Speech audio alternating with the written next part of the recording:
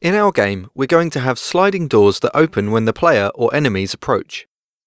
We are going to have the same system for the lift doors at the end of the level. However, for the lift, we only want the doors to open once the player has picked up a key. As such, we need to store whether or not the player has picked up the key yet. We're going to do this with a very short script. We'll call it Player Inventory. In the Scripts folder, select the folder called Player, and then choose Create and choose C#. Name the script Player Inventory, and double-click its icon to launch for editing. The only purpose of this script is to store whether or not the player has the key, and we can do this simply enough with a public boolean that we'll call hasKey. That's all we need for our script, so save it and return to the editor. We need to apply this to the player, so drag and drop it onto the object char_Ethan. And you can see it listed at the bottom of the list of components in the inspector. Next, we need to make the key for the player to pick up. We'll start off by dragging the key model into the scene. Open the Models folder and find prop_keycard. It should look like this. Drag this into the scene view and then position it at -22, 0.4 and 32. Then double-click its name in the hierarchy to focus on it in the scene view. You should see that it's within the large security room in the middle of the map. The keycard is going to have a spinning animation, so we're going to make a simple animator controller. Highlight the Animators folder in the project panel and create a new animator controller called Keycard Animator. This animator controller will only need one default state. The motion for this state is in an animation on the keycard FBX. Expand the prop keycard FBX in the Models folder, and you'll see that there's an animation called Spin.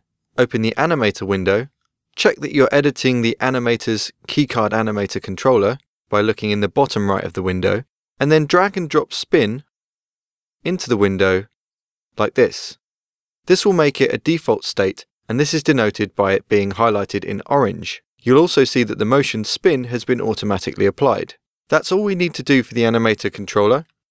So now go back to the Animators folder, reselect the prop keycard in the hierarchy, and then drag and drop the keycard animator from the project panel onto the controller slot in the inspector. Now we need to add a few more components to our keycard. We'll start with a sphere collider, which we'll need to make function as a trigger. Click Add Component, choose Physics, and then Sphere Collider.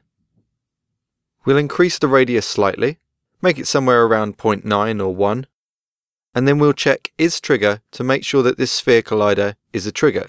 This means that as soon as the player collides with it, we can call code to make it disappear. And crucially, because this is a trigger, the player won't bump into the collider but pass straight through it. Next, we're going to add a light component to the keycard so as to make it more apparent for the player to pick up. Click Add Component, choose Rendering, and then choose Light. The type should be set to point automatically. We don't need a long range, so we'll drop this down to 2.3. We also need a nice blue tint to it, so we'll change the color. Click the color block, choose a shade of blue, and then close. Finally, we'll increase the intensity a little to 2.5 to make it slightly more apparent. We also need a script to control the key being picked up. We will call this Key Pickup.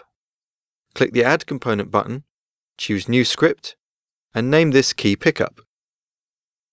Open the script for editing. The first thing we need in this script is a public variable to store the audio clip of the key being picked up.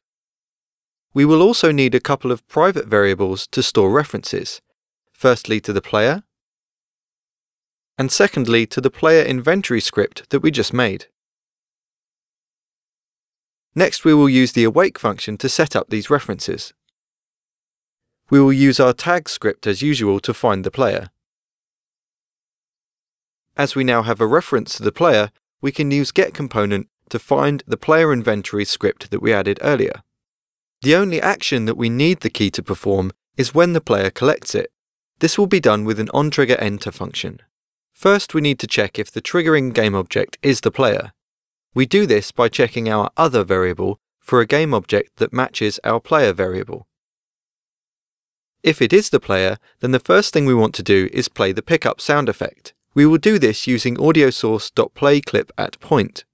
Remember that playClipAtPoint spawns a new object to play our sound. We are doing this instead of just playing from an audio source on the key because we're going to destroy the key game object. If the game object is destroyed, then it won't be able to play the sound. As usual, playClipAtPoint requires both the audio clip and a vector 3 position, so we'll inherit this from the transform by saying transform.position. Next, we want to register that the player has the key by setting the hasKey variable of the player inventory script to true. Finally, we need to destroy the key game object. Because this script is attached to the key, we can simply say destroy game object. Now the script is complete, so let's save it and return to the editor. Now let's drag the audio clip for picking up the key onto the variable. In the audio folder, select keycard_pickup and drop it onto the key grab variable. There's one final thing to do to our key before we save it as a prefab and test the game. In the animator, you'll see that apply root motion is checked by default. We don't want this checked because otherwise the animator will reset the position of our object to 0. Uncheck this, and then drag and drop prop_keycard onto the prefabs folder to save it as a prefab. Now let's press play and check that we can pick up the key.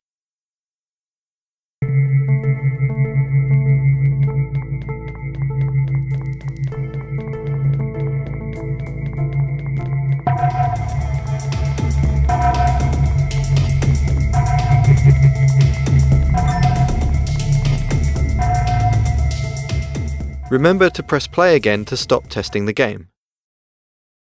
One final finishing touch that we need is to ensure that the keycard uses light probes. You can see that in the scene view, the keycard looks kind of dark compared to its surroundings. Select prop_keycard,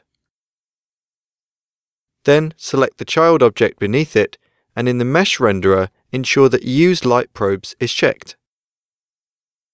Because this is a prefab, let's save this change out to the prefab by clicking the Apply button at the top of the inspector.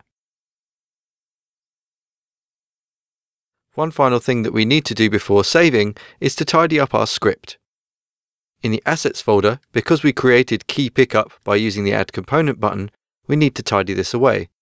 So open up the Scripts folder, and then drop Key Pickup into the Level Dynamics folder. Now let's save our scene and save our project.